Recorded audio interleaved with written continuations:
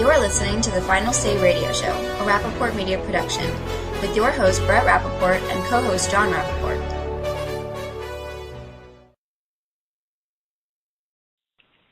Sarah Stern, of course, is the founder and running the wonderful organization EMET. Sarah, it's absolutely a pleasure to have you joining us again, and thank you so much. Oh, it's a total pleasure to be on, and thank you for what you're doing. Well, I know that we are all so busy watching, not just in Israel, but there's so many things going on in the Middle East and elsewhere that we're all covering and paying attention to because they all seem to link together. But Israel is certainly all in our thoughts, and it's something that we are looking at as closely as ever as we watch day, what are we on, 21, 22 or something, or maybe more right. of this operation that is essentially Israel defending themselves against, I don't know, I lost track, but it's got to be over 25 to 100 to 3,000 rockets at this point in this last period of 3 weeks. And it's not easing up, although they're making significant gains. But we have a lot to discuss today.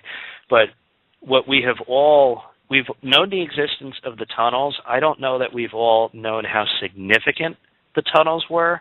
And in fact, the threat and the attacks that were being planned and the war, if you will, that was going to be waged against many communities, the kidnappings that would have taken place. I mean, this was a significant assault that was going to take place, and it's almost as if Israel somehow, luckily, had the right time to go in and prevent that from happening. That's right. The IDF, the Israel Defense Force, has uncovered over 30 tunnels, which are more than 30 feet underground.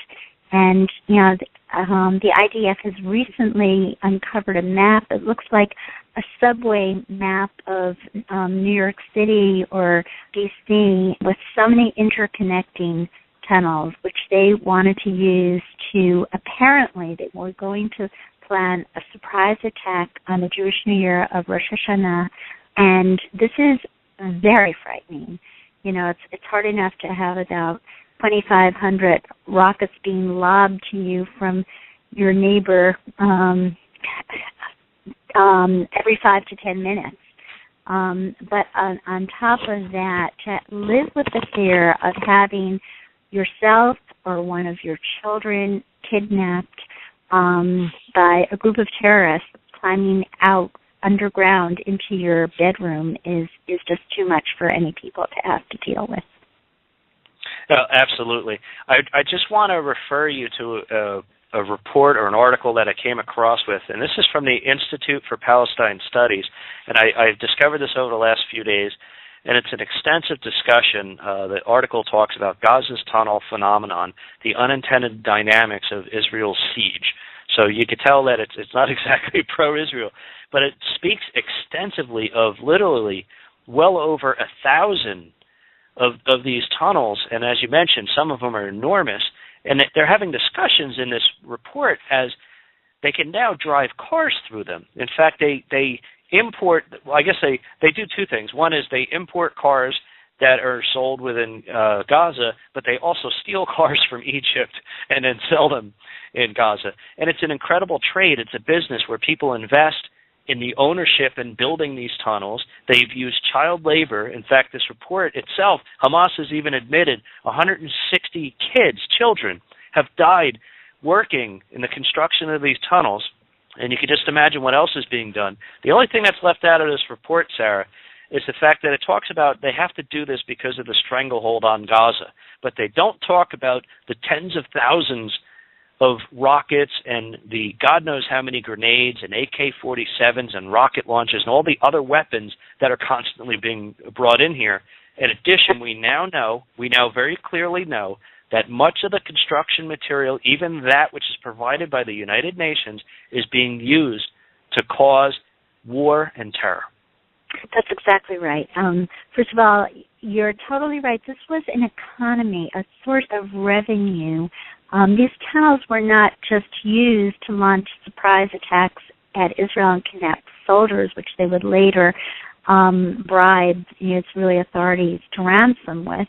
since the Gilad Shalit deal, but they were being used as a major source of income for the people in Gaza through Egypt, through smuggling and stealing and smuggling things from Egypt.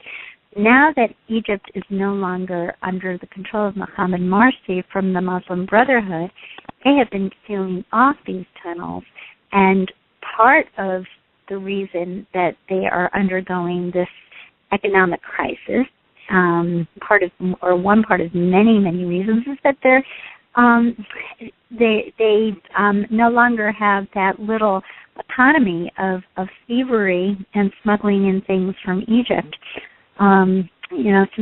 Since Mohammed al-Sisi has taken command from the army, and each tunnel costs about $1 million. Now, if each tunnel costs $1 million, you're wondering about where all this good money from the international community has been going. Yeah, and there have been all sorts of UN condemnations for Israel not letting the cement in because they said they needed it to build homes. Now we know where all the cement has been going.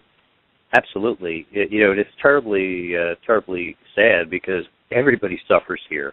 I want to change the dynamic here slightly because, I recently came back from Israel myself, as you know, and Israelis left, right, and center, almost to a man, says that Obama and Kerry are failing Israel miserably. They're basically feeding them to the wolves.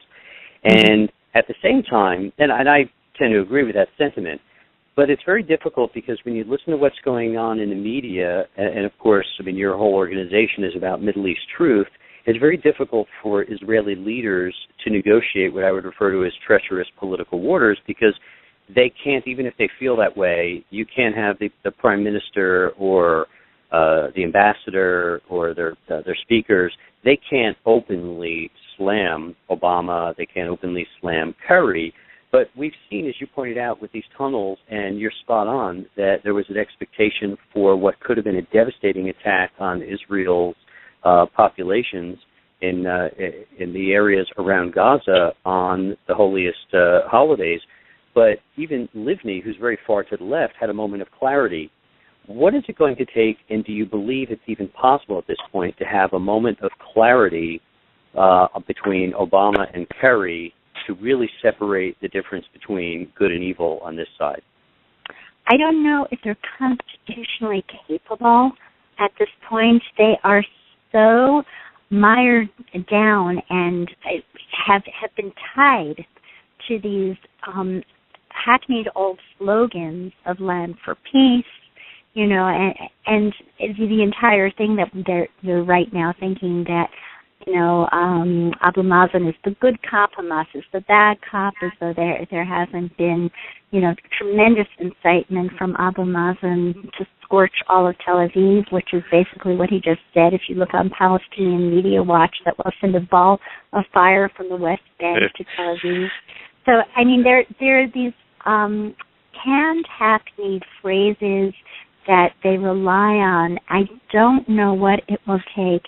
It's very difficult for people such as Ambassador Ron Dermer, who is doing a phenomenal job, an excellent job. Sarah, I'm sorry to interject here. We have joining the conversation, and sorry to do this without warning, but Hen Mazzig he's the Director of Israeli Education with Stand With Israel, and he's calling us from Israel right now. I didn't think you'd mind him joining our conversation. And let me just say this. I've been following Hen, and thank you for joining us, Hen, but I've been following you on Twitter, everything that you post. So please, if you're listening, folks, follow Hen on Twitter. He's got so many important things to say. So I want to introduce you to Sarah Stern, who is the founder, and she's running the organization EMET. Yeah, I heard a lot about it. Thank you guys for having me. I'm sorry for being a bit late. The time difference was not something I thought about good enough, apparently. But I'm calling you guys from Israel, so it's a pleasure to be with you tonight, or today for you guys. And it is a pleasure. Now, Hen, obviously, I on my phone app, I have the app on my iPhone.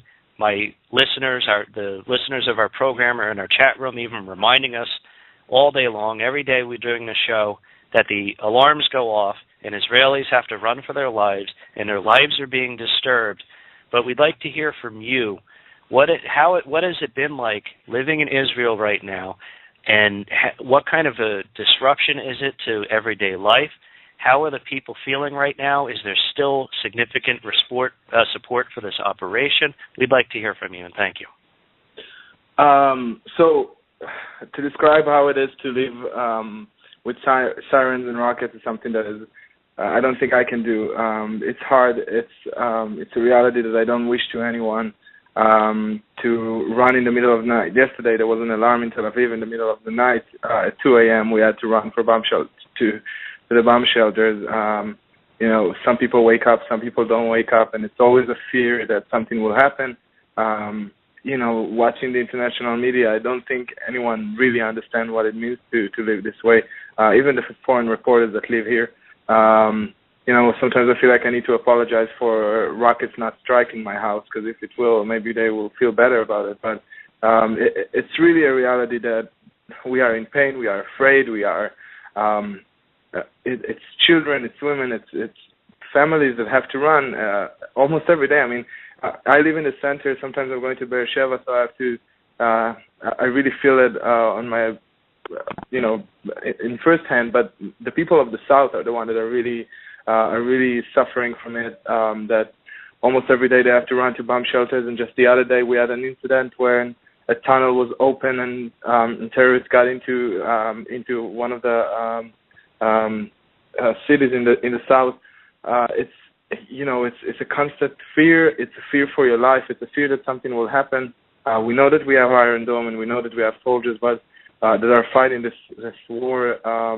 One of my friends is actually right now in the hospital. I just found out that today he was injured. It's not, there's so many things going on. Us Israelis, we are, as hard as it is to say, we are accustomed to live in a constant fear for our lives. But with that, we still live our life. We still celebrate the fact that we are still alive for another day. That nothing happened to us or our family, and when it does, the nation is all together behind the soldiers this day. I think we all support them. We all support Israeli government in doing this and returning the. It's not, it was never a real peace. We were never really safe. We always knew that there's something coming, but we want to go back to the time that we were able to just live our life. That makes sense. Sarah, I know you have a question for Hen. I'll let you jump in here. Go ahead. Oh, my question? Yes. Yeah, I know that there have been some changes in terms of the cabinet, in terms of what they feel the outcome of the operation will be. If they want, there was a time in the beginning where Prime Minister Netanyahu had said, we want to just meet quiet with quiet. But it seems like because since you've entered Gaza and uncovered the extent of the tunnels, the people are prepared for a longer operation. Is that true? Well, I mean, I can speak as an Israeli that we are ready to something longer. We see that it's been like 6 ceasefire, unilateral ceasefire from our side. Obviously, quiet will be responded with quiet eventually, but we are not going to. I think that this is something that the Israeli government understands, that we have to eliminate this threat. I mean, a tunnel, it can be under someone's house, and the plan for the Rosh Hashanah plot to send thousands of hundreds of terrorists into Israel to slaughter as many Israelis as they can in the holiest day of the year. When most of the soldiers are gone for vacation and the families are in their houses, it's something that is, just the thinking of that is giving me goosebumps. So I can't see a way that Israel will not finish this job of eliminating this threat, and I know that they're getting closer to eliminating the threat of tunnels. But it's such a horrific reality, and being pressured to stop our pinpoint airstrikes and pinpoint. It is a pinpoint operation, and the Israeli army, and I know because I served in the army and I served for 5 years as a commander in the Israeli army in the West Bank, in Hebron, in Jerusalem, and in Ramallah. And my friends are serving currently in the counter-terror unit and in Golani and in the units that are in the front, and they tell me exactly what it's like, and I can assure you guys that it's, they are doing whatever they can to protect civilians. Right. And I know many soldiers myself. I also have friends who have children who are actively serving in Gaza, and you're right. I mean, from the ground, when you talk to these guys, many of them know, in fact, that their own life, that they may lose their life by trying to fight what we'll call a peaceful or civilized warfare, which sounds like a strange phrase, but I believe there is such a thing, and Israel practices it. Now, the flip side of that is uncivilized warfare, and one of the problems we have, and I'd like you to address this question first, Sarah, and then you, Hen, is when you look at how many people around the world have shown, the ugly side of anti-Semitism. I mean, in some ways it feels a lot like 1938 again, and you look at the UN human rights and the UN refugee centers, etc. Been an awful lot of pressure applied to Israel with virtually no pressure being applied to Hamas. Israel gets blamed for everything negative, no matter how many children or how many weapons are hid in schools and hospitals or directly fired from it. And so here's the question I have for you is this. Just this morning in Israel, we lost 3 more young soldiers from the IDF. All 3, I believe, were 21 years old. They were in a booby-trapped UN health clinic, and when they went in there, which had a tunnel access point in there, they went in with sniffer dogs, they went in with the robocams, and before they went in to try not to do any damage, and because of that effort, 3 young Israeli soldiers and another 19, I believe, were injured because the building was collapsed, and at the same time, here we have the President of the United States specifically saying that, Israel, basically slamming Israel for firing into hospitals and UN compounds, etc. So, Sarah, if you could, from a Middle East truth perspective, how does Israel address this issue, and do they even have to address the issue, or just keep grinding it away on the ground? Well, I think that Israel is trying its best to fight so many battles and doing an amazing job. Particularly, this is an existential war. And what they have to do is, first and foremost, defeat, the existential threat of Hamas lobbing missiles and burrowing tunnels into their homes. Look, the United Nations has an organization called the Organization of Islamic Cooperation, which has 56 member states. It's the largest voting bloc in the United Nations, and plus the Palestinian Authority. And their major job is basically to make sure that most of the resolutions are against Israel. In 2013, they created the UN Commission on Human Rights, and since 2013, they have 45 resolutions against the state of Israel, condemning the state of Israel for all sorts of actions. And, of course, right now there's one on July 23rd that was condemning Israel for the actions in Gaza. But the United States, thank God, voted against it in the Security Council. There's a paper-thin veneer of civilization that the late Congressman Tom Lantos said we have to protect. And the veneer has actually been shredded with this operation in Gaza.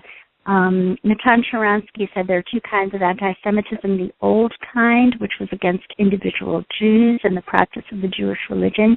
The new anti-Semitism is against the collective of the Jewish people, the state of Israel. And we're seeing it rear its ugly head all over the world. And there were 3 synagogues that were attacked recently in Paris. There were 4 Jews or people that they thought were Jews in Brussels, Belgium, that were recently killed, that were killed last May. In Germany, they handed over a loudspeaker to some Muslims who were saying, back to the gas chambers. And the police allowed the Muslims to take the loudspeaker. There's a 50% rise in anti-Semitic attacks and incidents in Europe, throughout Europe. I think, this incident that the nation of Israel has absolutely no other response but to protect its civilian population and go into Gaza has been the catalyst that's been igniting this anti-Semitism. And of course, the Palestinian population and Hamas wants to win the public relations battle. They know they can't win the physical battle against the state of Israel. Well, you're spot on. Yeah. Absolutely. You're spot on. Right. Their goal is the more bodies that they could stack up and the more they can claim as children. Remember, many of what they call children are 16, 18-year-olds, the same ones that they strap bombs on and that will have to absolutely pick up arms. Hen, if you could address the question I asked, but from the perspective, are the people of Israel, the word on the street, if you will, are they feeling a sense of frustration or demoralization by the fact that we have an American administration and many of the Western democracies who seem to be flying air cover for the terrorists, or are they just so resolute in their goals that they're going to pretty much just ignore it because to them it's the status quo, they're used to it? Well, we do receive a lot of help and support from the U.S. and I need to be very careful with what I'm saying, but I can talk about the UN and I can say that what we see today is just horrible. It's horrific. We have been abandoned by the United Nations. That they can't afford to do to the Jewish people what the world has done for us in the past, and we see today that the world nothing has changed. I mean, while we always knew that nothing has changed since World War II, the people, the weakest people on earth are still being attacked and no one is standing up for them, as we see in Rwanda, in Darfur, and we see it in Syria, and we see it around the world. I mean, just recently, Christians in Iraq are being attacked by the ISIS, the Islamic State of Iraq and Syria, that tells them to put the letter N in Arabic on their doors, so they will know where the Christians are, so they'll be able to take money from them, and if not, to kill them, going through horrific attacks. The world hasn't changed, but the worst thing is that anti-Semitism hasn't changed, and it's still there, and it's waiting. And while I do believe that there's many people that are joining this cause of protesting against Israel, that some of them actually do it because they think they are in the right side of history, but they're not. They are completely not, and they are being led by and machine that is very well funded, and an oil machine that knows exactly how to do it, and we see it across the world. We see it in Europe, and we see it in Germany, and we see it in places that the worst part about it is that they've been through the Holocaust and they know exactly how it starts. And that's what we see with the boycott, divestment, and sanctions movement that is, again, boycotting the Jewish state, boycotting the Jewish people, while ignoring human rights atrocities, real atrocities that are going on around the world. Israel attacked in over 1,000 different attacks, and over this 1,000 attack, out of that, there was many deaths. And again, I do not justify any death. Any death is an horrible thing. Every person is a word, and it's horrible, and my heart is in pain every time someone dies, but we can't ignore the fact that the majority of the people that died were between the ages of 18 to 30, that they were men. We can't rely on the figures that Hamas is giving us, because Hamas keeps on changing, immediately.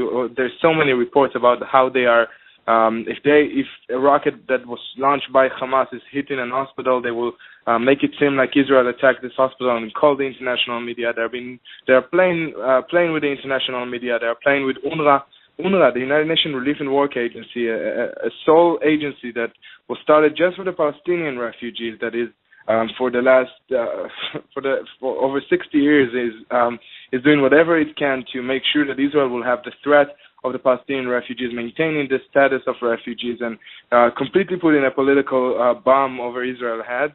And I just read the spokesperson of this United Nations organization. This guy is working in Israel. He's working in Jerusalem. His name is Chris Gunness. You can follow him on Twitter. It's GUNNESS, I believe. And he keeps on writing awful things. It's the new blood label of 2014. The ability of some people to lie about a Jewish state, to fake things, to it starts with that. It goes on to saying that we use bombs that melt the bone from within, or some horrific things that it's just the beginning. And we saw how this type of lies can lead to some tragedies. And we are afraid. We are afraid. And when the world is telling us, you're being too paranoid, you Israelis, you think everyone hates you. Well, in this environment, in this neighborhood, we have a lot of people that hate us, a lot of people that just read the Hamas Charter. You can go to HamasCharter.org, and you can read the charter. They are saying it clearly. Quote to quote, we will kill all the Jews. It's not even about the Israelis, it's about the Jews. And to see liberals around the world joining this cause of killing Jews and this lust for Jewish blood is something that is just repugnant for me as an Israeli, as a Jewish person, that his family came from Africa and Iraq. And I know exactly, from my grandparents' stories, I know exactly what it means to live under Arab oppression, under Muslim oppression, just like my grandparents lived then. And we are feeling abandoned. We are feeling abandoned, and we can't rely on anyone these days. The United Nations, this body that's supposed to represent neutrality and everything that is right about the world, is turning to be the one place on earth where everything is wrong. So, Hen and folks, we're speaking with Hen Mazzig, who is with Stand With Israel, and Sarah Stern, who runs the organization. Stand With Us, sorry. Stand With Us, I'm sorry. We have about 3 minutes left in the program, so Sarah, if you can, just pop in and some last thoughts. And I'd like to ask you both. I'd like to do this again. I think it's so important. John and I dedicate this show to supporting our friends. Israel is our best friend, and so are you guys. So please, last statement, Sarah, and then Hen, closing statement, please. Go ahead. Well, Hen, I think you should know that even when you feel very, very alone, we've had a tremendous number of members of Congress that have stood up and had, resounding sense of Congress resolutions with a lot of support. This administration does not really represent all of the American people. And yes, we know that this administration has probably, I could say this as an American, probably the harshest administration towards Israel ever in history. And Ron Dermond, who's doing a great job as ambassador, and Prime Minister Netanyahu are not allowed to say this. But there are many Americans that are totally for Israel and would actually want to go there and serve in the IDF if they could. And they're members of Congress. 30 seconds, Hen. Thank you, Sarah. I know that the American people are behind us, and we are behind you. We are the outpost of America, and everything that is representing freedom in the Middle East, this one place of hope that is going to light this darkness of the Middle East. And I'm telling you, we are not going to give up. We are here to stay, and we thank the American people for being with us in this hard time. And John and I learned so much from both of you in the things that we read that both of your organizations are working on, that you do personally. We want to thank you very much, and our line is always open for both of you and your organizations. You know that. We support you any way we can.